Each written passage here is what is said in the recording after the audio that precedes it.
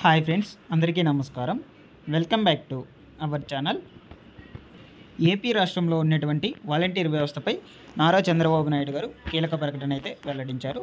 So మనకు గత ప్రభుత్వంలో చాలామంది వాలంటీర్లు అయితే ఉన్నారు. ఇంచుమించుగా మనకు 2 లక్షల పైగా అయితే వాలంటీర్లు అయితే నియామకం అయితే ఉన్నింది ఏపీ రాష్ట్ర వ్యాప్తంగా.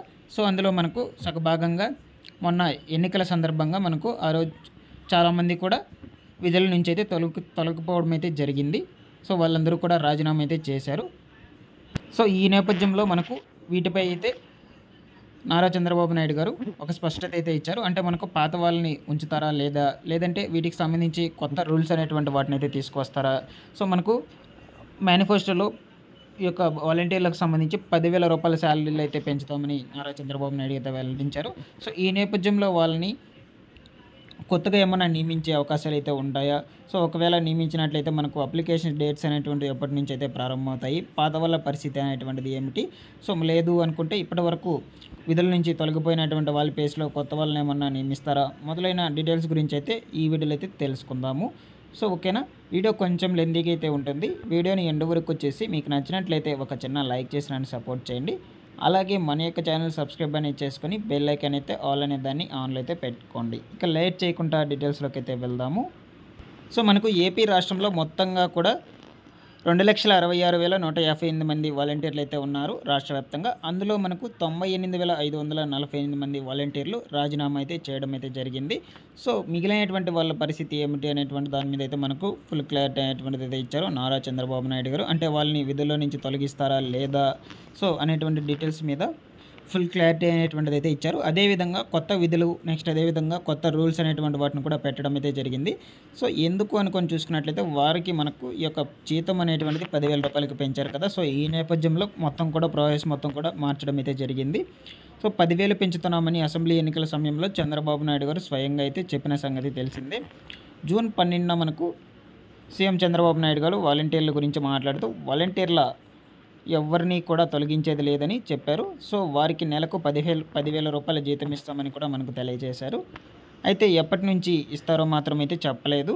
జూలై నుంచి ఇస్తారని భావిస్తున్నారు చాలామంది కూడా. సో తాజాగా మనకు ఈ యొక్క విషయాలపై సోషల్ మీడియాలో మనకు ఈ విధంగా అయితే వెల్లడించడం అయితే జరిగింది.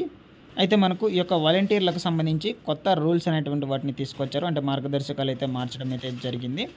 సో వాలంటీర్లు ఎవరైనా కొత్తగా అప్లై చేసుకునే వాళ్ళు ఎవరైతే ఉంటారో సో అటువంటి వాళ్ళందరికీ కూడా వాలంటీర్ ఉద్యోగాలకు అర్హులైనటువంటి వాళ్ళందరూ కూడా 1994 నుంచి 2003 మధ్యలో అయితే జన్మించి అయితే ఉండాలన్నమాట. ఇకపోతే మనకు వాలంటీర్లకు ప్రస్తుతం జీతం 5,000 రూపాయలు అయితే ఇస్తుండగా దాన్ని మనకు 10,000 రూపాయలకైతే పెంచనున్నారు. ఉద్యోగాలకు అర్హత పొందిన వారు గ్రామ పరిధి నుంచి అయితే మండల పరిధి వరకు విధులు నిర్వర్తించాల్సి అయితే ఉంటుంది. ప్రతి గ్రామానికి సంక్షేమ నిధి అయితే ఏర్పాటు చేస్తారు.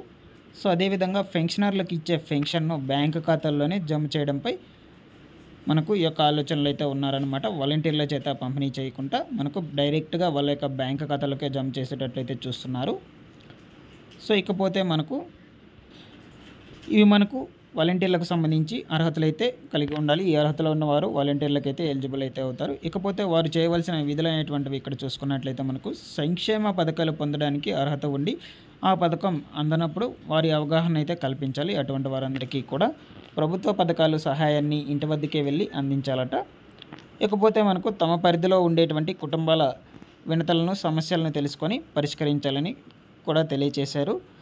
లబ్ధిదారుల ఎంపిక వినతుల పరిష్కారం ఆయా శాఖల సహాయాధికారులకు ఇవ్వాలని మనకు ఇక్కడ హెచ్చరించడం అయితే జరిగింది. నెక్స్ట్ ఇకపోతే మనకు లబ్ధిదారుల వివరాలు సో ఇతరత్ర వివరాలన్నీ కూడా మనకు కుటుంబ వివరాలు రికార్డు రూపంలో అయితే భద్రపరచుకోవాలని కూడా చెప్పడం జరిగింది. సో తమ పరిధిలో ఉన్నటువంటి ప్రజలు సమస్యలపై ఎప్పటికప్పుడు నోట్ తయారు చేసి అధికారులకైతే ఇవ్వాలంటూ ఇది కూడా చెప్పడం అయితే జరిగింది. విద్య ఆరోగ్యపరంగా మనకు తన పరిధిలోని కుటుంబాలకు అవగాహన కల్పించాలట. సో రోడ్లు వీధి దీపాలు మురుగునీటి కాలువలు పరిశుభ్రత మంచినీటి వంటి అంశాలపై పరిశీలించాలని కూడా చెప్పడం అయితే జరిగింది. సో ఇటువంటి విధులు అయితే మనకు వాలంటీర్లు అయితే నిర్వర్తించాలని కొత్తగా విధులు అనేటువంటివి అయితే తీసుకువచ్చారు. సో ఈ విధంగా అయితే మనకు వాటికి సంబంధించి అర్హతలు ఏమేమి కలిగి ఉండాలి అంటే ఈ అర్హతలు కలిగిన వారు మాత్రమే ఈ యొక్క వాలంటీర్ జాబ్స్కి అయితే ఎలిజిబుల్ అవుతారు. ఇకపోతే వాళ్ళు జాబ్ వచ్చాక మనకు ఈ విధులు అయితే కంపల్సరీగా అయితే పాటించాలంటూ చెప్పడం అయితే జరిగింది. సో గత ప్రభుత్వం మనకు విడుదల చేసినటువంటి మార్గదర్శకాలు ఎలా అయితే ఉన్నాయి, ముందు ఇక్కడ చూసుకున్నట్లయితే గ్రామ వాలంటీర్లు పోస్టుల భర్తీకి అర్హత కలిగి ఉండాలంటే అభ్యర్థి వయస్సు 18 సంవత్సరాల నుంచి 35 సంవత్సరాల మధ్య అయితే ఉండాలని చెప్పారు. సో గిరిజన ప్రాంతాల్లోని అభ్యర్థులు 10వ తరగతి, గ్రామీణ ప్రాంతాల్లోని అభ్యర్థులు ఇంటర్మీడియట్, పట్టణ ప్రాంతాల్లోని అభ్యర్థులు డిగ్రీ ఉత్తీర్ణులై ఉండాలి. ఇకపోతే మనకు దరఖాస్తుదారులకు సంబంధించి గ్రామ పంచాయతీ లేదా మున్సిపాలిటీ పరిధిలో నివసిస్తున్నటువంటి వారే ఉండాలి. వాలంటీర్లకు శాలరీ వచ్చి 5,000 రూపాయలు అయితే ఇస్తారు. సో ఇది మనకు గత ప్రభుత్వంకి సంబంధించి మార్గదర్శకాలు, అంటే మనకు అర్హతలు. ఇప్పుడు మనకు చూసుకున్నట్లయితే ఈ విధంగా అయితే అర్హతలు అయితే తీసుకొచ్చారనమాట, కొత్త అర్హతలు. ఎందుకంటే మనకు శాలరీ అనేటువంటిది 10,000 రూపాయలకైతే ఇంక్రీజ్ చేశారు కాబట్టి ఇటువంటి మార్గదర్శకాలను అయితే తీసుకురావడం అయితే జరిగింది. సో త్వరలోనే మనకు వీటికి సంబంధించి కొత్తగా అప్లై చేసుకునే వాళ్ళు ఎవరైనా ఉన్నట్లయితే వాటికి సంబంధించి డేట్స్ అనేటువంటివి అయితే విడుదల చేస్తారు. ఇకపోతే మనకు పాత వాలంటీర్లను అట్లాగే ఉండిచ్చేటట్లయితే ఉండరు. సో దీని మీద అయితే ఇంకా కూడా మనకు స్పష్టత అయితే రాలేదు. ముందు రోజుల్లో వీటి మీద ఎటువంటి ఇన్ఫర్మేషన్ వచ్చినా కూడా మన ఛానల్ నుంచి అయితే ఎక్స్ప్లెయిన్ చేస్తాను. ప్రతి ఒక్కరు కూడా సబ్స్క్రైబ్ అనేది చేసుకుని బెల్ ఐకాన్ అయితే ఆల్ అనే దాన్ని ఆన్లో అయితే పెట్టుకోండి. Thanks for watching this one. మరొక వీడియోతో మీ ముందుకైతే వస్తాను.